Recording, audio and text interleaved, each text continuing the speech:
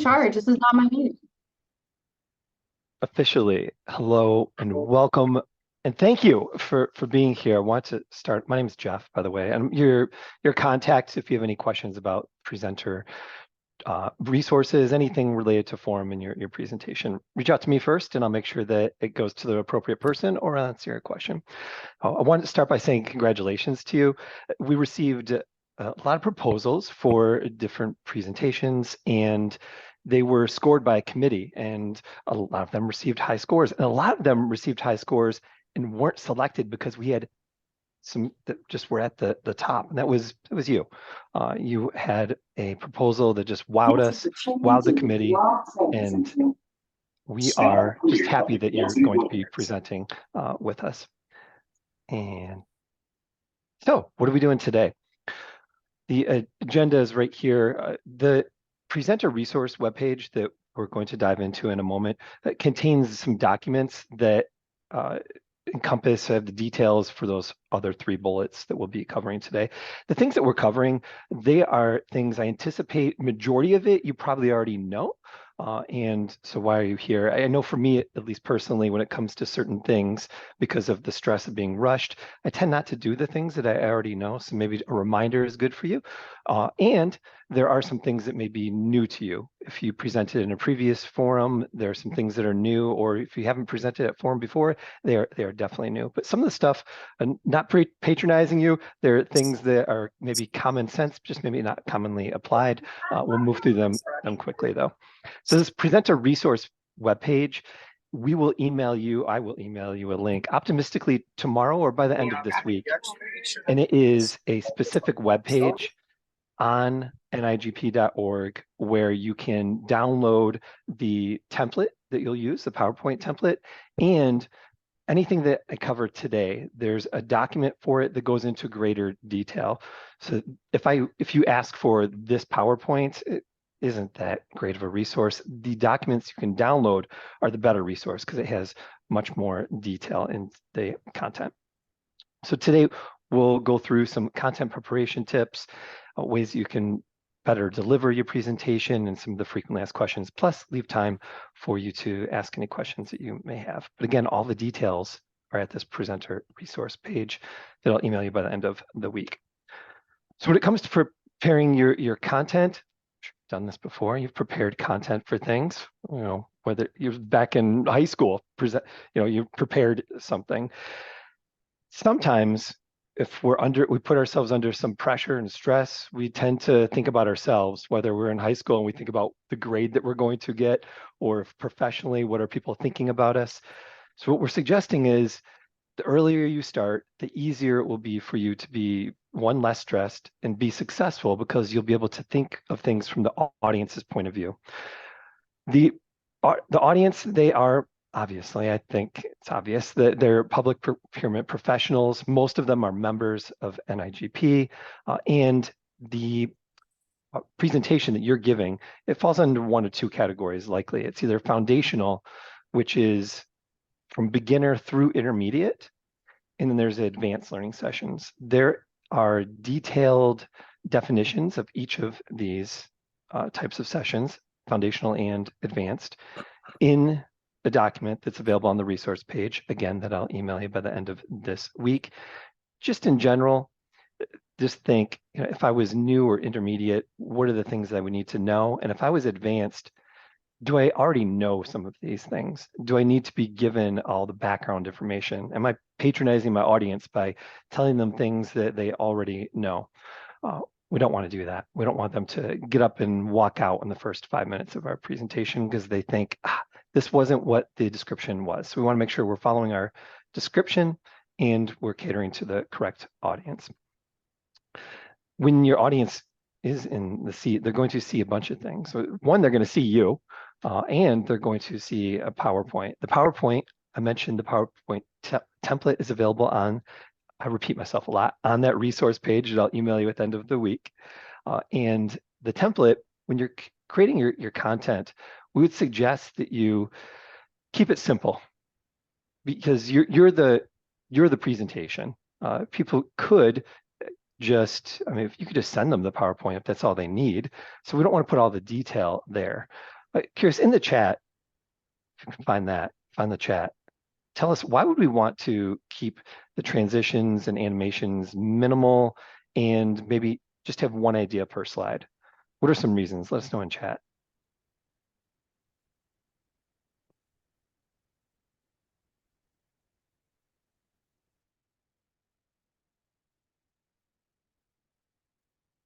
Yes, they can take up time. If you have a really slow transition or animation. Yep, could be distracting, could be confusing, busy. Get the point. And again, I think you already knew this, especially as someone that is sitting and watching other presentations. You might even feel this while you're watching me. No presentation is perfect. But the content that's on the PowerPoint, we don't want people to be looking at that and trying to figure out what it says. They might go into their mind and go on these little vacations and think about scenarios where things were applicable or not applicable to them, and they're no longer listening to you, which is why we suggest to keep it simple. The 6x6 rule is, thanks Danny, is to have at a maximum 6 words across and 6 bullets down for per slide at a max. If you look at this slide right here, my goodness, there's a lot of content right there, right? It's not all, it's just blah words. But some of you are reading it right now, and it would be challenging for you to listen to the presenter and to be reading all of the stuff that's on the screen. So the point here is that you don't want your participants to be doing what you might be doing right now, which is trying to read some of these bullets, because they're not listening to you. So keep it simple, 6 bullets maximum, and 6 words across maximum. These principles or rules, they can be broken. You may find that you have a slide that needs to have a little bit more information. Just ask yourself, is it truly needed? I worked with a gentleman, he was the former CEO of Ford Motor Company, Alan Mullally, and he was giving a keynote presentation, and he had one slide, had 17 bullets on it. 17 sounds like a lot, but he said that it's going to be the only slide, and he was going to have it behind him for the entire half hour that he was presenting. And he said, that's it. That's all I need. That way people don't have to be taking photos and things. And we said, okay, we went with it. We thought that was a good idea because it was just one slide the entire time. Turns out it wasn't that great of an idea because the color of the slide, it was bright white, and it ended up giving some people a headache also. So just some things to keep in mind. Angie. Yeah, I think another good thing too, like in terms of transitions, a good reason not to use a lot of those is in terms of thinking about the virtual audience and how those might come across virtually when you are transitioning from one slide to the next, because when it's a digital presentation on your computer, the connection might be a little bit slower or lagging. So that transition might not even come across the way you intend it to. So that's just another thought I had, to keep in mind too. Not only is our resource, our webpage, a good resource, but Angie's a great resource, and I'm an okay resource, and we have other people that are great resources on our team. So reach out to us if you have not only questions about developing your content, but if you just want someone to take a quick glance at your content, the NIGP team is here for you. We'll take a look at it. We'll give you some suggestions. Take it or leave it, but we'll do that for you. So I'm going to break this 6x6 rule. I'll show you one reason that I think it was okay for me to break a 6x6 rule is I have 7 bullets here. And if I were to split it up into 2 pages, well, the acronym doesn't make, it splits it up. So I have 7 bullets here. See, broke a rule. It's not a perfect presentation, Danny. So evidence defeats doubt. As you're creating your content for us or for the participants, different forms of evidence, there's much more detail on each one of these bullets available in the resource documents you can download from the webpage. Thank you again, Danny. And Danny's just lighting up the chat. Cool. So demonstrations. If you want to show someone how something works, you would demonstrate it. This may be applicable or easy, like not easy, but Brooke was on here. If she's showing something with AI, we may want to see how something works. If you want to demonstrate something, we just need to make sure that everybody can see it. So if you have actual like physical things you want to show somebody, just know that people at home and the virtual audience, they likely cannot see it. There's much that they can't see. They can't see the little micro expressions that you have on your face, a smirk. There are things that they may be missing. So you definitely want to keep that in mind. Examples, those are just stories. So any stories you have that are impactful, maybe has some emotion that can get people uh, they're brought into the story because of some sort of conflict or excitement. Short stories tend to be better for people. Facts, things that you know are true. They're verifiable, measurable. Want to make sure that we don't confuse facts with opinions. Saying things like, my entity is the best is an opinion. A fact would be my entity won X award, whatever that award may be. Again, with exhibits, we just want to make sure that everybody can see them. I'm not going to go through all the stuff that's here on the screen because, again, this is available in the resource document that you can download. They're best practices, tips, suggestions for developing your content. As you do develop this content, please, please, please, and Angie may have more to say on this, I hope, make sure that you own the content. If you do not own the content, just come with a blank check. Because there are people that since all these sessions are being recorded and they're available online for 60 days, there are companies out there, technology is getting pretty good, where they go through recordings of people, presentations like this and look for images that their clients may own, and then they'll reach out to NIGP and say, hey, you used this image and you didn't own the rights to it. And that has happened to us. So we want to make sure that you own the images or you utilize the resources that are available for free. For example, in Microsoft and PowerPoint, if you go to Insert Picture, and one of the options, there's three options. One of them is stock images. And those stock images come directly from Microsoft, just like this lady right here with her thumbs down. She was one of the images available in Microsoft.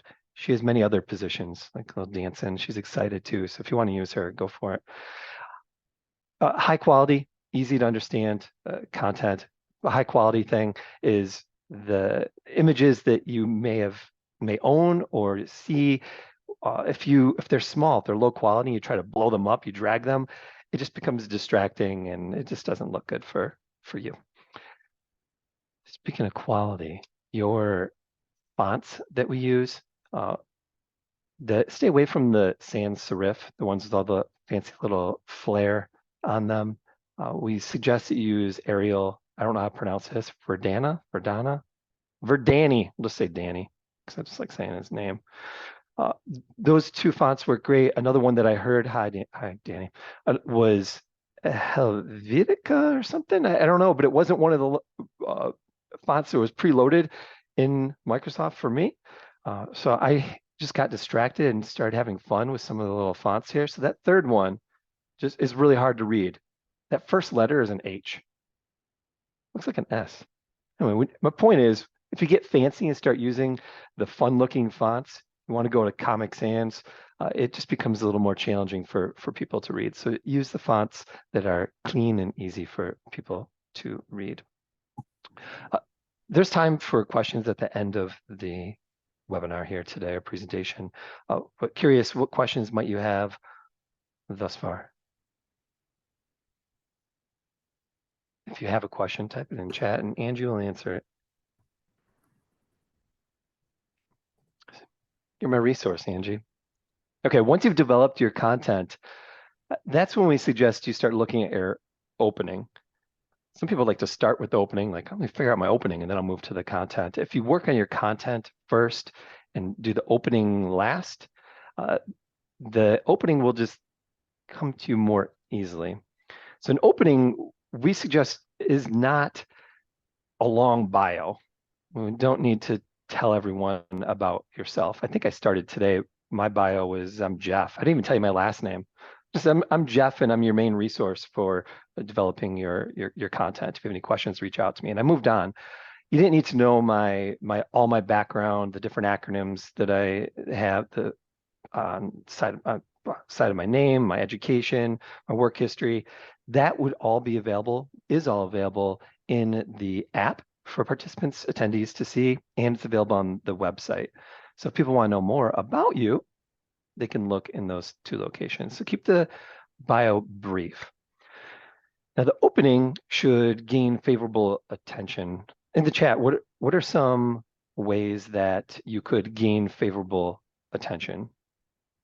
Favorable, not fireworks. That's loud. In the chat, let us know what are some ways you can gain favorable attention, capture your audience, get them engaged.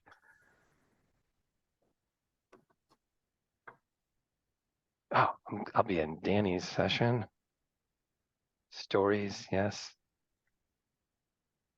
Mhm.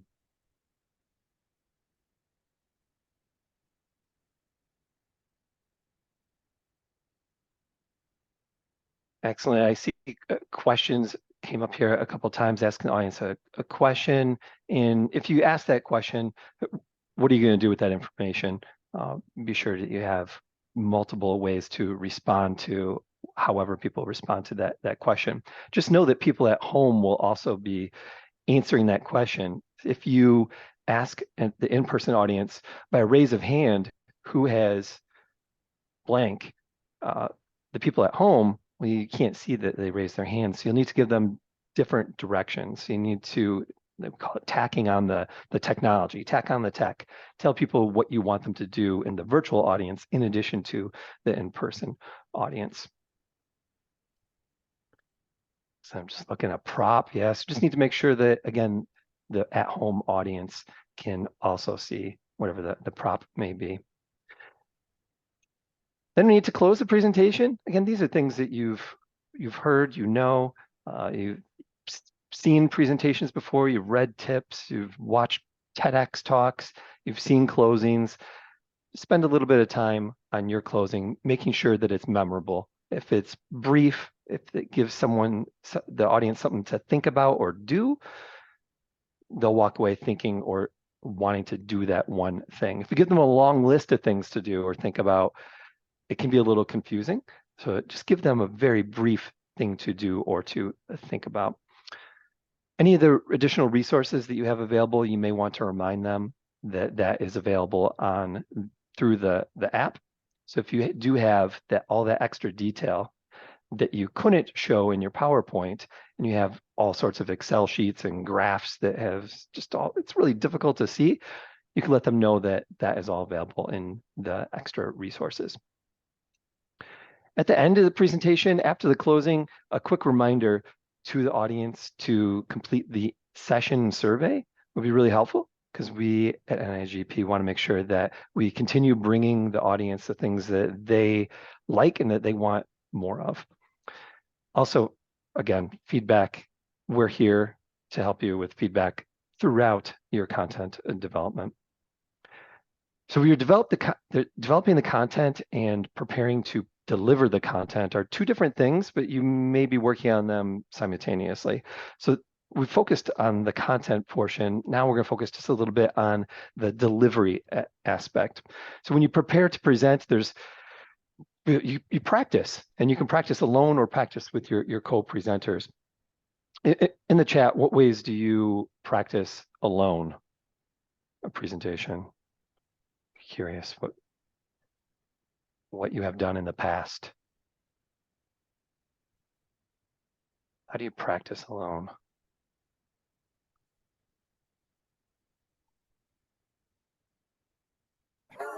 Yes, friends, family as guinea pigs. Tammy's dog knows her. Yes, my cat also knows many of my presentations.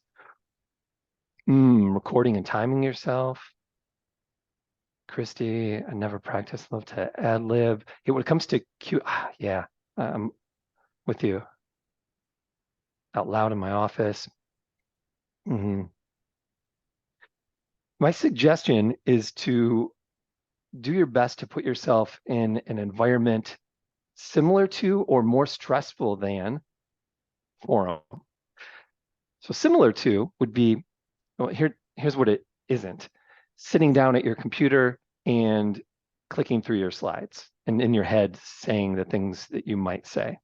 Some of you suggested to say it out loud. Yes, say the words out loud. We tend to, the written word and the words we speak tend to be different. So say it out loud to see that it makes sense. Stand up. You'll be standing likely at forum. So make sure that you're standing up. Walk around. If you want to add some additional pressure, you could turn the TV on and turn it on mute. So you just see something, it just distracts your eyes. And you could turn the radio on and then you'll hear something and it doesn't match what you see on TV. So it's really distracting, confusing. It actually makes it challenging initially to practice that way. If you do that and you get good at it, it'll be that much easier for you when you're at forum and you're presenting and someone's phone starts vibrating on a table in front of you. And then 3 people get up at the same time and walk out. In your head, you might be thinking, what would I say? Why did they walk out? We don't know. Whatever the reason is, it's personal to them, but it'll be less of a distraction for you and easier for you to continue going on if you've already been through some sort of stress. Practicing with your co-presenters, the reason we suggest doing that is when you hear certain keywords, you'll know that you're about to be next. So practicing those transitions with each other, knowing what each person is going to say, at least at a high level, so you don't step on each other's toes. That's all beneficial, so practicing with them. A few of you in chat mentioned practicing with other people. It's not often that you can find a coworker that has 75 minutes to listen to your full presentation and give you feedback. So we're looking at 2+ hours. What you may find is that there are certain parts of your presentation that you can, in casual conversation, run by somebody, or you can even tell them, I'll be talking about this at this presentation I'm giving at Forum. What do you think if I bring up these 3 things? Just 2-minute conversations. That is beneficial. So rehearsing with friends can help. You don't need to take up 2 hours of their time. Most of them won't have that. When it comes to notes, use them. You can have notes. What I would not have is a full, like your talk written out fully in front of you, standing there reading your entire presentation. Why wouldn't you want to do that? Have everything written out word for word? Well, let us know in chat. Why would you not want to have your presentation written out word for word? Brooke says it's boring, engaging. Yeah, it could become monotone. Sure, these are, I'm sure you've seen, heard people that have done this, and just know that if you were experienced someone that was reading a presentation, they had their PowerPoint notes and they were just reading it. You know what that's like as an attendee. So do your best to not write it out fully. Having, again, brief notes, those bullet points for you, some key phrases, key things that you want to say that you don't want to miss or you don't want the audience to miss, that's fine to have in front of you. But you also don't want to memorize your presentation. Why would we not want to memorize the presentation?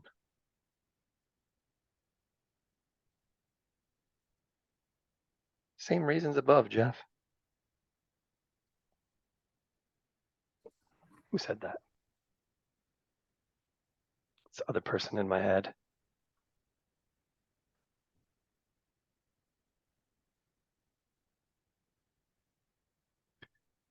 Mm-hmm.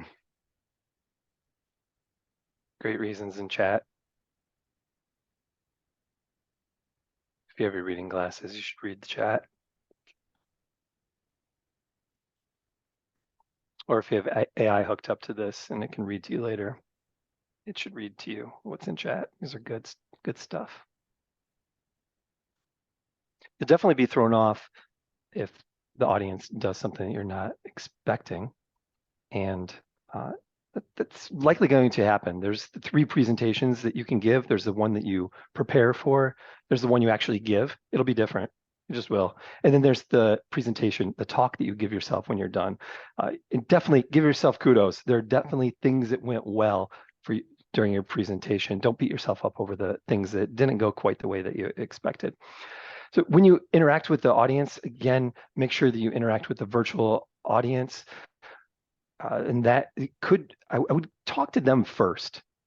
Ask them to put things in the chat, review what's in the chat. If you have a buddy with you co-presenting, they can read some of the things that are in chat, or they can type back to people that are in chat to make them feel included. Again, not again, the this will be recorded, and the cameras are fixed, meaning that if you step off to the side to go talk to somebody or to hear somebody better, then the people at home, they just see, well, they see nothing. They see the PowerPoint, but they don't see you. So you want to keep the virtual audience in mind. We will have a space. You'll know what your stage is. It won't be necessarily a platform stage, but you'll know where in the carpet you should be staying, that if you walk past this table, then the people at home won't be able to see you.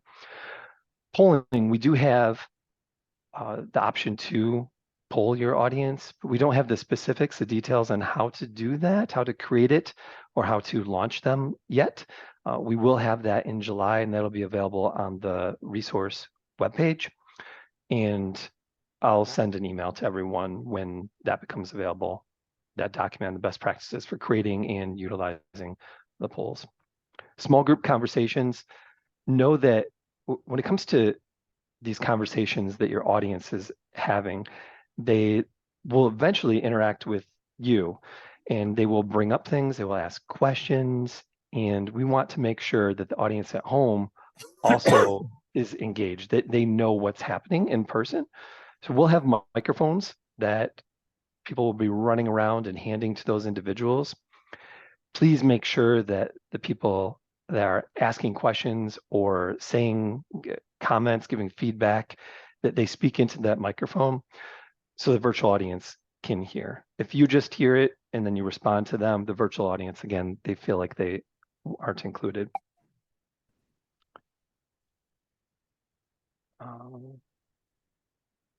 Tammy, is there a way for speakers to provide feedback to NIGP after the session?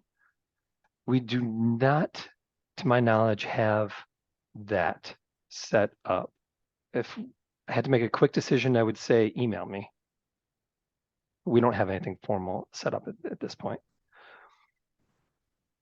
At the end of your presentation, close to the end, what some presenters do is they close the presentation by saying, and remember, do this. And then they'll open it up for questions and answers. Not everyone does that. You might tell the audience that you're taking questions throughout the presentation. So just let the audience know when they can ask questions, throughout or at the end, or maybe both. If you do it at the end, close your presentation by giving that one piece of advice. Remember to do this, and then say, we have however much time you have left. We have 6 minutes for questions. Who has the first question? Please type in the chat or raise your hand in the audience, in-person audience. Then you'll get some questions, maybe not, which is why we suggest writing out questions that you anticipate people asking, or write down those challenging questions that someone might ask. That way, when those questions are asked, the challenging ones, you can respond smoothly. Or if nobody asks a question, you can say, a question I was anticipated being asked, or something else you may want to know is, and you can keep going, and then go up to your closing one more time. Who has a question about questions? Please let us know in the chat what your question about question is.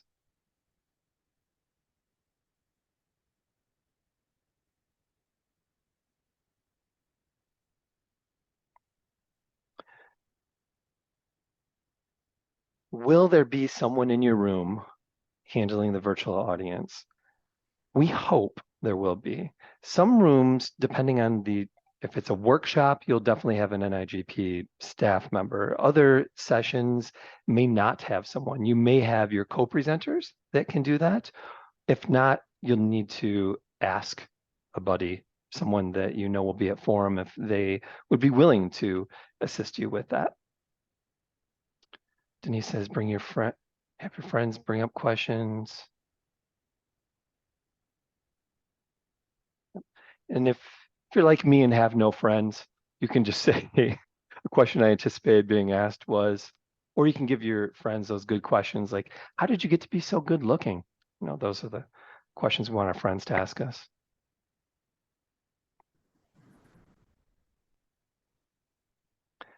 How will the classrooms be set up? Depends on the session. Reach out to me directly and I can get that information for you. And Stacy, I'm sorry, would you mind coming on audio or type in chat? You said, could that be something we train QCT to do? Yeah, our Not sure. QCT folks that are usually there monitoring, how many people are in the room, when the session's full, is the audio working, is the temperature right, those type things, counting how many people are there. We always have people sign up for QCT, intro the speaker, give you your speaker gift, those different type things. It's been handled different ways, but that might be, if we're assigning someone to be in that individual session for that, maybe that could be one of those duties that we train them on how to handle and monitor and communicate that. There are mic runner there, et cetera, et cetera. Did that help? When you said that, are you referring to the virtual audience questions? Yes, monitoring Okay. the virtual audience, because if we say we want them involved, but then we're not monitoring and checking in, it doesn't take them long to figure out that we don't care and we're not going to engage. Yeah. Somebody has to be looking. So, I get the phone a friend or bring someone in, but if we have QCT that's going to be assigned our session at a given time, could that be one of those duties? Potentially. It's just an option if we don't have, many of us, I may really want to go into Nathan or Jenny's session, but it may conflict with mine, so I can't. It's just a thought. Indeed, yes. And I think that may require multiple QCT people in a room. I'm just putting myself in that position and trying to sit behind a computer to answer virtual and then taking a microphone and running really far to hand that microphone and then trying to come back. I would definitely lose the laptop at some point. I'd get pretty far away from it. Stacy, just to clarify, are the QCT people usually NIGP staff or are they volunteers from the attendees? Volunteers from the attendees. Okay. But is it something that NIGP would ask like for people to sign up in advance? Yes. For? Yeah. Okay. Got it. Thank you. Yeah, they put out a call for QCT volunteers and they have training sessions on what they were going to be doing. But to your point, Jeff, you can't both run a mic and monitor the audience at the virtual audience at the same time. Yeah, it seems challenging. Just reading it, Danny has done this in the past. Yeah, particularly like I sat in the like the IT sessions, and I mean all it really takes is somebody like with an iPad or something to keep up with the questions online, but whoever just said it doesn't take long for somebody online to realize you don't give a crap about them and they'll just stop engaging. And with us really trying to position the virtual forum as the same level of experience, this could be a really big gap if we don't close it. Stacy's absolutely right. Mm-hmm. It's not hard, by the way. I mean, it's really, and honestly, I mean, listen, I mean, I know the QCT folks are volunteers, but once you count the number of people in the room, they really aren't doing much for most of the time. So, I mean, I think it really wouldn't require too much extra work. It really honestly was fun and engaging to be able to participate. And honestly, I found it, and I don't know if you need me to help like give this stump speech at QCT training, I found it a really nice bridge in now becoming a presenter. It was kind of like a really nice bridge between attendee doing that at QCT and now being a presenter, it was like a really nice stair step option. You know, I did it for Nathan and Stephanie, so actually Nathan can say how terrible I was at it. Good to He know. was Good bad. information. Like Danny. really bad. But with the way you say it in your Australian accent makes it sound charming when you insult me, so I don't even mind. Yeah, he was wackadoo. There you go. Hey Jeff, this is Hi. Jenny. Hi, Jenny. So last year in Louisville, I'm just gonna think of one session I was on. The setup of the room was like a stair step, and then there was a panel in the front. So the QCT person was on the right-hand side of the, the lowest level with a laptop and a microphone. And so I think they did a good job, like not interrupting rudely, but actually engaging the virtual audience to say, hey, there's a question in the room. They read it. And then they read a couple more, reactions from the audience. So that they did feel, hopefully they felt like they were included at that moment for whatever discussion was being had. And same with the panel. They'd have to just Yeah. pause and be mindful of that, right? And pivot there temporarily. What I'm getting from this is that it can be done by one person. It sounds like Danny and Jenny, that one QCT person likely could handle it all. They just may be a little busy I just think we need to make sure that we're putting the right job description and the right aptitude out there. It does take someone who can kind of stretch their brain out in multiple ways. And to Jenny's point, know when to interject and kind of feel the room out a little bit. So. Cool. Thank you so much. So I know Tammy has a question in here, Jeff. Mhm. And I just want to respond, Tammy. I mean, I'm still planning on trying to send them to breakout rooms and such, just like we do in person, at their own table. So that's the plan. But mine is one of the lovely long workshops. So Yes, workshops have that Thanks enhanced for that. room. I appreciate that. It's a little bit wonky. You want people to break into groups because part of the learning is they learn from one another. But then in the chat, it was kind of a disconnect. They would go away and we had no access to what was happening within the groups. And then they suddenly just popped back in the room. And so I couldn't tell, are they talking to one another? Is something happening? Optimistically. Are there folks assigned to each of the breakout rooms so they know how many breakout rooms are going to be up? No, okay. Yeah. I would How can definitely, you it when has you to don't be know who's gonna be there? facilitated. What's that? how can you when you don't know who's going to be there? Yeah. Maybe assigned folks in the virtual space, like they log in the VCon and then kind of, I've seen it where people bounce from one room to another, virtual rooms, to see how they're doing. Yeah. I've I seen know. that happen, but I don't know what version of Zoom that is. Right. And this probably applies more to the workshops because I'm doing a 3-hour workshop too. So Yeah. Yeah. I'm going to have several exercises. And once I send them off on their exercise, I don't know what's happening because I've got a room full of people I'm also managing. And so I didn't know if we needed one person for every single breakout room. Are they going to one big breakout room? How does that work? And Tammy, I brought up the same concerns to Angie so she can go back to NIGP and discuss this because I'm Okay, thinking it's perfect. gonna be difficult. So Yeah. that we're gonna need more than just one NIGP staff member to assist us with those 3-hour workshops. And I think Thank you for that. Todd and or Chanda, I'm not sure if they've already reached out regarding workshops and the breakout rooms, but they definitely will be if they have not already. The last bullet here, it says repeat or paraphrase.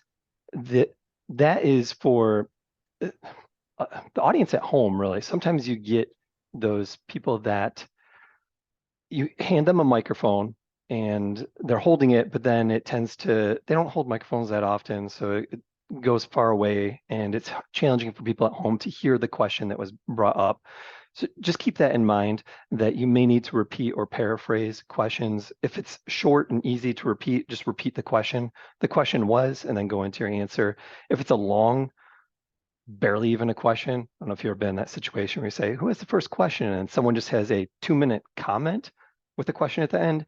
You'll want to get to the heart of the message and paraphrase what that question was so the virtual audience can hear.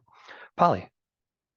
I was just going back to what they were talking about with managing the online versus in person, and that's been my biggest, I guess, anxiety, is making sure that that we have all that. But one thing that I was thinking of, and if they would allow this, is sometimes we may have people back at our entities that aren't going to forum that could possibly log on and help us, like log on as one of the people, so they're seeing everything there, and they could have some kind of a cell phone text communication with us so that we can, and we let our rooms know, okay, my online proctor is going to be texting me, so you just let so we make sure that we take care of our online people. But that might require us being able to allow access to that person if they're unable to, to attend forum, but to let us have that online person to help us if we can't have, NIGP. If they're attending forum virtually and they're in your session, they should see all the chat. Yeah. I don't think but they if wouldn't it's need any somebody special that's- access. Yeah. But if it's somebody that's not, because some of them that are going, they want to do their, they want to go to their sessions also. And, if we had somebody else, anyway, it just was an idea, thinking of someone that, could support without taking them away from, if they wanted to go see other virtual sessions. Yes, this is great, because again, you're focusing on the audience, which was one of the first things we talked about today, is to make sure we see things from the audience's point of view, and we want to make sure that the virtual audience has a good experience. So, and I want to say anyway, in what ways can we, bring in someone that can help us with the virtual audience experience? So it depends if you're in a workshop or non-workshop, and if you have co-presenters, QCT in the room. Again, you can reach out to me specifically about your presentation, and I can assist you with any details for you. Do you know, Read through the are you questions guys here. putting a maximum number of attendees per breakout room, or it's gonna just be whatever it lands that day? I am unsure for workshops if they have that number in mind, they being the we were rest of the told that content team. up to 200 people in person and an unlimited number virtual. So Mhm. that's why there's concerns. Yeah, so when it comes to a breakout room, depending on the amount of time that you're in a breakout room or what the activity is, want to make sure that there's enough time for each person to participate in whatever that means, and that there's not too few people in there. If you put people in breakout rooms of just 2, someone is off because their dog ran out the yard. In groups of 3 can even be challenging. There may be one person, sometimes even 2, that are off, or they have a little bit larger groups, but we don't, again, want a group of 50. Like, that's not really a breakout room. Doesn't allow them to participate in whatever the activity is. Jeff, I don't recall where I got this information, but I wrote down in my little book, but whoever sets up the, where your room is, it has all that information. Like, for instance, for one of my first workshop, or not workshop, but the first, session that I'm doing is set up classroom style, and it can help hold 364 people. Then my second session is set up with roundtables, which holds 192 people. So if they reach out to, who set the schedule, they should be able to tell them, what the room is and what it's set up for. Yes, I have that information. So Okay. feel free to reach out to me, and I can find that for your room.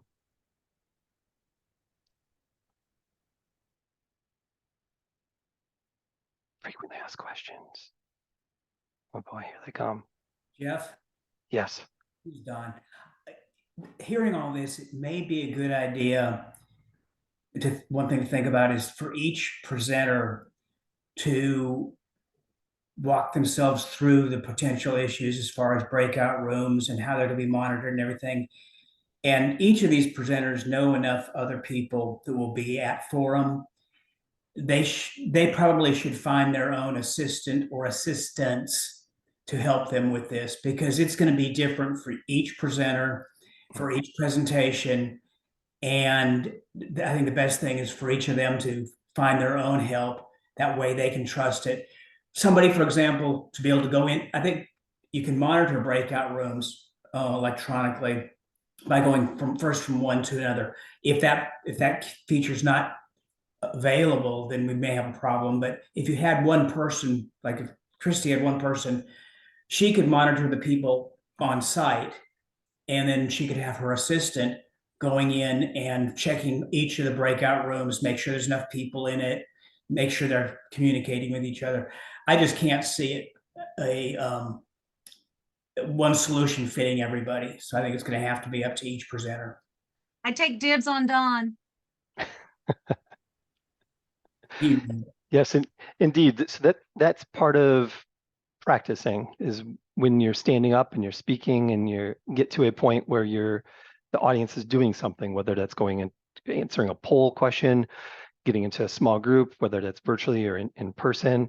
What are the different scenarios? What's the worst case scenario? What could happen if something breaks or nobody says anything? And what will your response be? Spending time there while you're practicing is important. And if you get stuck on what would I do if this happens, again, reach out to the NIGP team, and we'll do our best to give you some feedback or walk through some different ways that you could handle that situation. I would probably look at this slide right here that says July 16th. I have a lot of time, so I will start soon.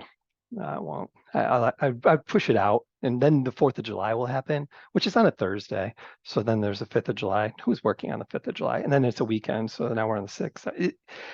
16th of July would come up quickly for me. I procrastinate, and I don't think I would probably email Jeff and say, can I have until the next week? I would do that, or I would just not turn in my best. So please, my suggestion is to start as soon as possible, even if you just spend 5 minutes making a rough outline on a scrap piece of paper. Just start doing something soon.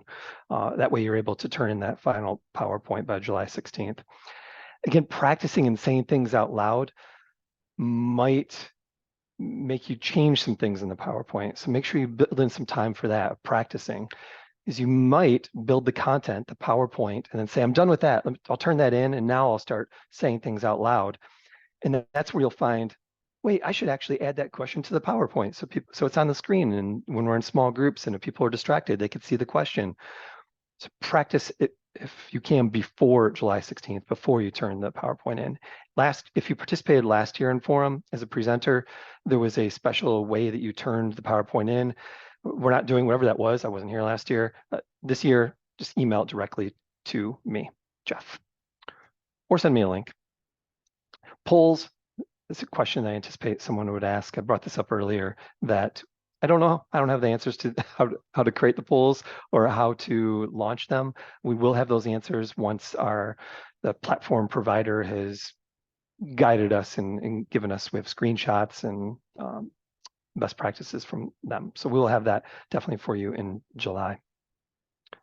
Another question. This is new. Well, all of it's new because one, we're in a new location. So make sure you don't go to Louisville. Want to go to Charlotte. So that's new. So show up in Charlotte. That's first place you need to get to. Maybe find your hotel room and all that. Saturday, during certain times, there will be a table that's different from registration. So I think from 9 to 11 and then 3 to 5. I'll be behind a table to assist you. One, to make sure that you're there. So you can check in and say, Jeff, I'm here. And then we don't need to send you, a private plane to get you there and all that, because we, takes a lot from budget. And I'll be able to confirm any final questions that you may have, or confirm your room, those types of things. What is new also is that on Sunday, oh my goodness, look how early that is, 7:30 a.m. There's a 8 o'clock plenary session, the general session. Well, a half hour before that, we're going to meet all the presenters. We're not meeting in a room, we're meeting in a hallway in front of a room for just a quick, sorry, Nathan, sorry for the typo. Yes, 7:30 a.m. I forgot what AM stands for, but the early time when the birds are waking up and we are just getting our coffee is when we're going to meet. Oh my goodness, I already know I'm going to get a bunch of stuff from Nathan and Danny at 7:30 a.m. for a quick session. We're just doing a quick activity, and then you'll have plenty of time still to go get your coffee at the Starbucks they have on site and make it and find a good seat for the plenary session. So 7:30 a.m. It's only going to take 10 minutes. Yes, I'm keeping it a secret. There's some questions that have been coming in the chat privately because of the conversation that happened in the last session we did like this. So we are suggesting get to your room that you're presenting in approximately 20 minutes early so you can see if there are any last moment surprises. Hopefully there won't be any surprises, but you'll be able to connect your laptop and they'll connect you with the microphones. You, your co-presenters, QCT, all that will get your microphone set up. It says connect headset mic this year. So we're still working on this, but definitely there's at least one. There's one per room. We're working on getting more headset microphone. So let's say that you're the only person presenting, you'll be wearing a headset microphone. You won't have a lapel mic and you won't have a handheld mic. And the reason is the virtual audience in previous years has complained about the audio, and the headset mic will take away some of the complaints. Because if you have a handheld mic, one, your energy changes because you go into more of a presenter mode because you're holding a microphone. And that's not something you do every day, most of us.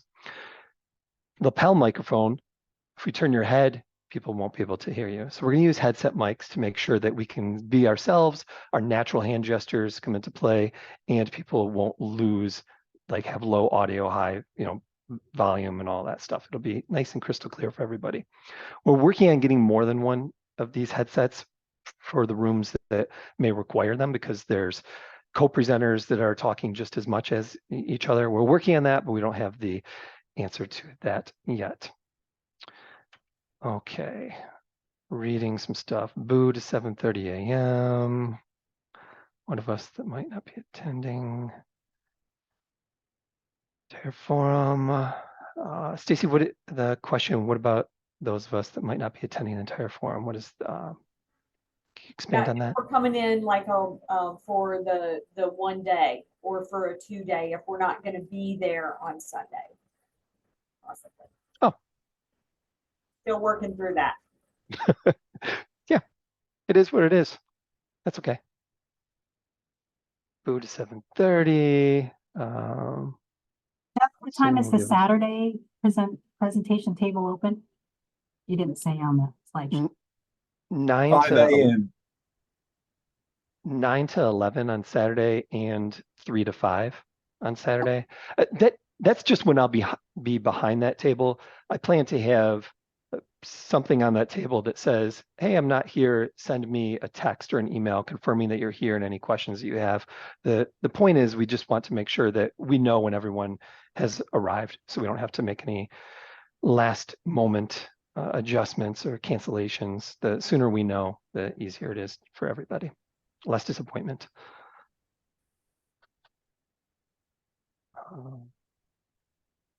Jeff, did you see the one from Keith about radio NIGP stuff? No, don't worry about it. I know there's a lot of comments coming in, so I didn't want you to miss that. Thank Yeah. you. I'm scrolling through right now. Sure. Or Keith, if you want to unmic or unmute and Nope. just We're thinking about possibly doing it during the midday time period, since there's an hour and a half each day for lunch and everything, so that way we don't conflict with the plenaries and such like we did last year. Christie answered it. A couple of questions down. Yeah, again, if there is a conflict and you're not able to make that 7:30 a.m., no worries, except for Danny and Nathan. Definitely be worried if you don't make it there at 7:30. Working on a conflict right now, Jeff. Hang on. You know, they might have to buy Uh, Charlie's, they might have to borrow Charlie's, gold, tails. My friends, what questions do you have? Just an FYI for Danny and Nathan, sleeping in is not a conflict. So just wanted to clarify. Hmm. What if we're still out on Saturday night though? No. Jeff, Jeff, I have a quick question. Yes, sir. The hell are you thinking doing something at 7:30 on a Sunday morning? Yeah, I'm with you. Saturday. I have to agree with is the another guys option. on that one. Mhm, Oh. mhm. Don't even wake up for the Lord that early on a Sunday morning. I mean, let's just like call it what it is. Just get ready to Those reap of the us- whirlwind. And for Jeff. those of us flying in from the Pacific side of the nation, that's gonna be like 4:00 a.m. for some of us. Yeah. Mhm. Nathan's from Australia. You know what that's going to do Do to your his body? best. It's the next day. Yeah. Do your best. It'll be fun for me, at least. And Okay, so when if you it's care about not, me, yes. All right, Jeff, then I'm going to have to insist that there's mimosas and Bloody Marys for everyone. Then. Oh my goodness. so Tammy, this is where we're really gonna need feedback from the speakers. Yeah. I'm getting the feedback now, and I will also take the feedback after. It's brand new. Oh, you're And also I'm- going to be I'm- taking the feedback pretty- during. Yes, I will. And I'm pretty confident that you'll walk away at 7:40 saying, "Oh, that Jeff guy. Oh, Yeah, don't worry, we'll provide our Yes. feedback. Don't you worry. that was okay. That was okay. I won't do it again, but I'm glad I was there." All right. What questions may you have before we wrap things up? Thank you, Feel free to Jeff. come right on audio. Thank you, Jeff, for doing this. You're Much welcome. appreciated. Hey, Uh, this is exciting, but all the details on the things that we went over on some of the PowerPoint slides are in those documents that I will be emailing you the web link to, and there's documents that you can download that has much more detail on different ways you can open and close presentations, goes into detail on those different forms of evidence you might be able to use, ways that you can practice with and without your co-presenters, all that fun stuff. The resources for images that are free and how to not copyright, but cite those resources. All those important things are available in those documents. All right, we're wrapping up. Oh my goodness, Christy, it's 2:59. 4-3, both Christy and Christina. All right, we're stopping the recording. If you have any other questions, I'm hanging out. Thank you, Jeff. Thank you, Jeff. Thank you. Thank you. Good to see everybody. Bye, y'all.